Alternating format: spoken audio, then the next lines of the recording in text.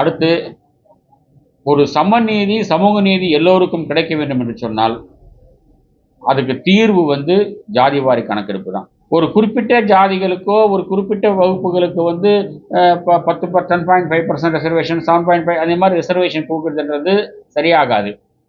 எல்லா சமுதாயத்தினர்களுக்கும் எல்லா பிரிவினர்களுக்கும் சமமாக நீதி கிடைக்க வேண்டும் என்று சொன்னால் ஜாதி வாரி கணக்கெடுப்பு எடுக்க வேண்டும். அந்த ஜாதி வாரி கணக்கெடுப்பை கணக்கில் எடுத்துக்கொண்டு அதற்கு தகுந்த மாதிரி ரிசர்வேஷன் அமைய வேண்டும் என்பதுதான் ஜனதாதளத்தினுடைய கருத்து. எங்களுடைய அகில இந்திய தலைவர் சரத் யாதவ் எப்பயுமே இந்த பேக்வர்ட் கிளாஸ் விஷயத்தில் ரொம்ப தீவிரமாக இருப்பார். மண்டல் கமிஷன் அமுல்படுத்துவதற்கு காரணமாக இருந்தவர் சரத் யாதவ். அவர் மறையுகின்ற வரைக்கும் இந்த ஜாதிவாரி கணக்கெடுப்பை பற்றி பேசிக்கொண்டிருந்தார்.